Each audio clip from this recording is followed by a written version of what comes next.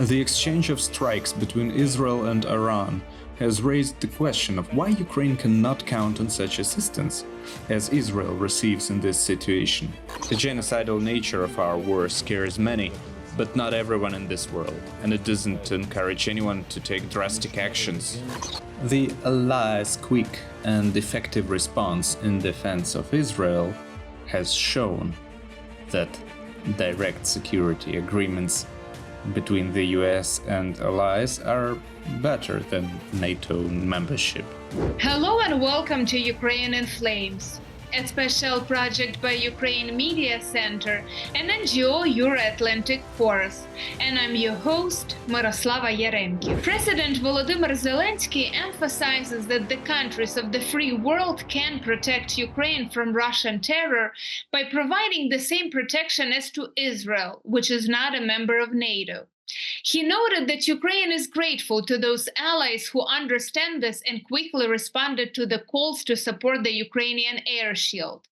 But the intensity of Russian attacks requires greater unity. By defending Israel, the free world demonstrated that this kind of unity is not only possible, but also 100% effective. The decisive actions of the allies prevented the success of terror and the loss of infrastructure and forced the aggressor to cool down. The same is possible in the protection against terror of Ukraine, which, like Israel, is not a member of NATO. And for this, activation of the fifth article is not required, only political will is enough. In today's episode, we're going to discuss the defense of Israel by allies from Iran's shelling and explore why Ukraine was not aided in a similar manner. If you want to learn more about this subject, please continue watching this video and subscribe to our channel so that you don't miss our videos in the future. The protection of the skies of Ukraine and Israel by the Western allies are two different things. They cannot be compared, said the chief diplomat of the European Union, Josep Borrell. According to him, deploying an analog of the Israeli Iron Dome system in Europe would require time and a lot of money. Secondly, during the Iranian attack, missiles flew over air bases owned by France, the United States, and Jordan, and they also defended their bases. Ukraine does not have this. There are no air bases owned by the United States, Great Britain, or Jordan.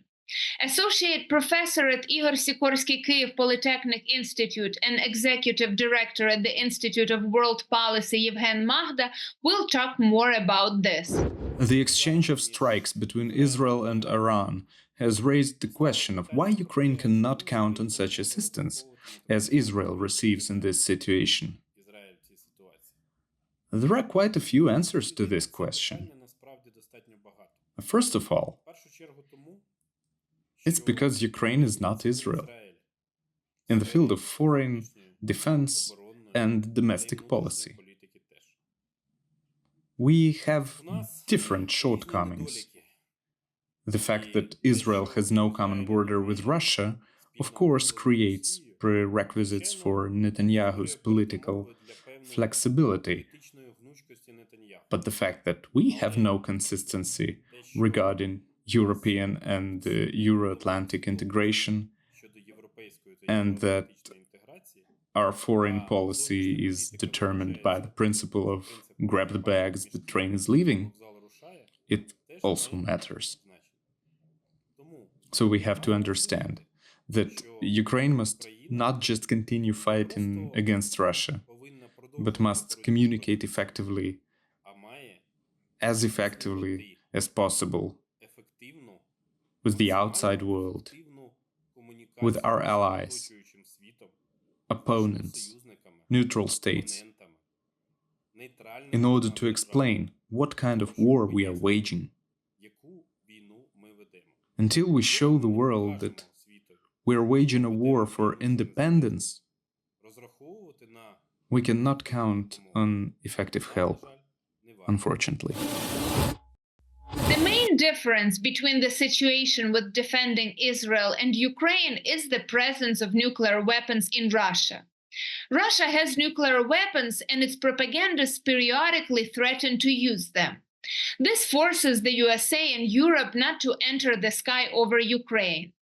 A second difference between the two conflicts is that the US Republican Party continues to resist propaganda coming from Iran. Leading Republicans do not sympathize with Iran's propaganda, do not echo its arguments, and do not seek to appease them when they are making outrageous statements about other countries. This allows the Biden administration to rush to Israelis' aid because there will be no serious opposition.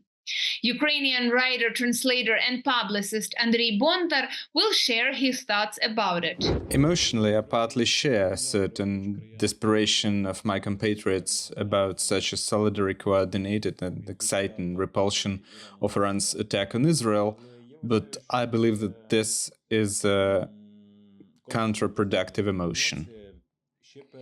Even before 2022, we lived and behaved in the what's the difference mode, or we'll come to an agreement in the middle, or just stop shooting or look Putin in the eye, despite the fact that there were the annexation of Crimea, Ilovaisk, Debaltseve, DAP. Therefore, the world was very surprised in February-April 2022 and very sincerely accepted the resilience of Ukrainians, their heroism. And at the same time, it must be said that it sincerely does not keep up with our rapid sobriety and breathtaking metamorphosis. So what happened in February-April 2022 and persists till now was and remains the feat of bravery of the people and the army, and not the feat of the state, which, as we know, was preparing for war, to put it mildly, badly. And in relations with Western partners, it sometimes behaved simply shamefully. And today we are at the stage where, of course, no one will shoot down the missiles above us. We will be able to claim such a solid defense as Israel only in the future.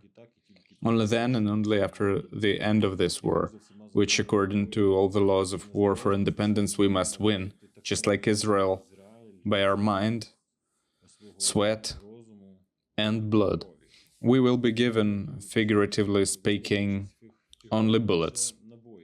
And the victory will be our survival as a people, culture, and above all, as a state. The genocidal nature of our war scares many, but not everyone in this world, and it doesn't encourage anyone to take drastic actions. Because, for example, for the Germans, never again means not Nazism, but primarily a war with Russia. We should take this into account and realize, rather than build unnecessary illusions. Yes, we have to prove our capability and ability to change. Is this a surprise for anyone? We have already made significant progress on this path. We have received candidacy for the EU.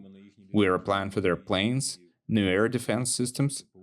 This is a remarkable progress achieved solely thanks to the feat of the armed forces of Ukraine. We should stop being considered children.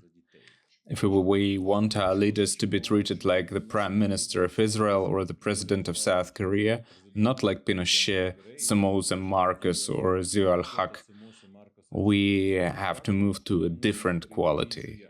Then the missiles above us will be shut down and the F-35 aircraft will be given to us. Over the past few months, some leading Republicans have begun to argue that Ukraine should go to a defensive war, abandon any hope of keeping its occupied territories, or stop fighting altogether. But there are no signs that the termination of any further aid to Ukraine would end hostilities or lead to peace negotiations. On the contrary, all the evidence suggests that blocking aid would allow Russia to advance faster, seize more territories, and ultimately kill more Ukrainians.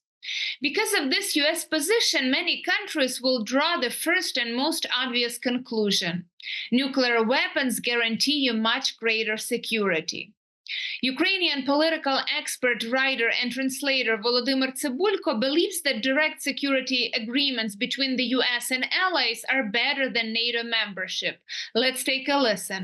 The allies' quick and effective response in defense of Israel has shown that direct security agreements between the US and allies are better than NATO membership.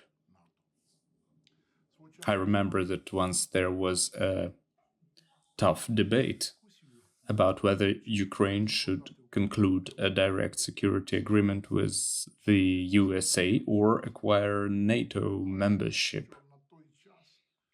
Obviously, at that time, the US establishment didn't think it possible to conclude a direct security agreement, like the one with Japan, Israel, or with South Korea. So the Ukrainian government began to push for full NATO membership. However, in fact, NATO today exists only to prevent NATO members from killing each other. Only a few countries, let's call them the coalition of the resolute, are willing to defend themselves on NATO's outer perimeter.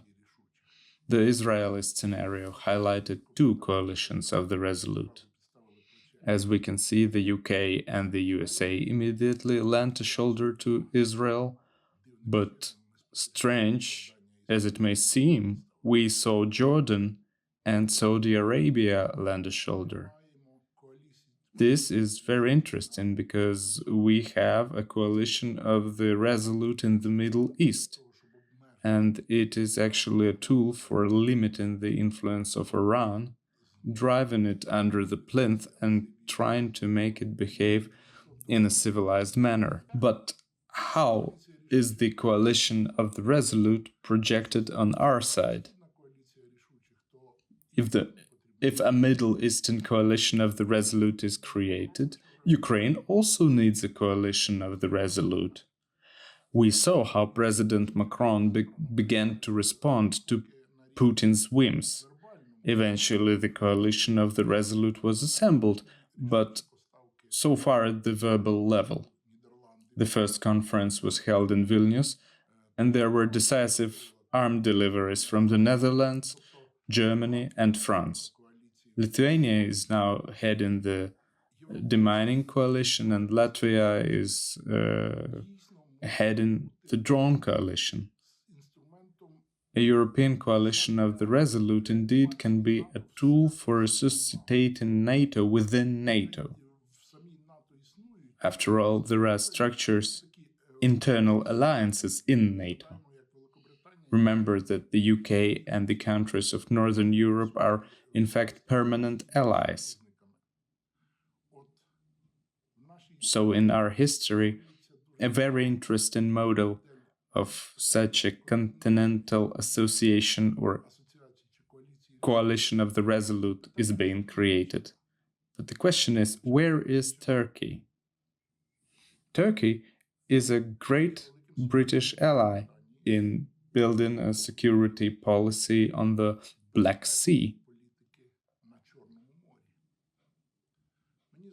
I think that Turkey and the UK are now quietly building a Turkish world. And Kazakhstan is already increasingly turning away from Russia and toward Turkey. This means that we'll have a Turkish coalition, a Middle Eastern coalition, as our neighbors. And the Turkish coalition is not an ally of Iran, by the way. You've been watching a special project by Ukraine Media Center and Euro-Atlantic course dedicated to the Russian-Ukrainian war, Ukraine in Flames. In the description under this video, you can find information on how you can help Ukraine fight Russian aggression. If you find our work useful, please like and share this video. Slava Ukraini! And protect Ukrainian sky!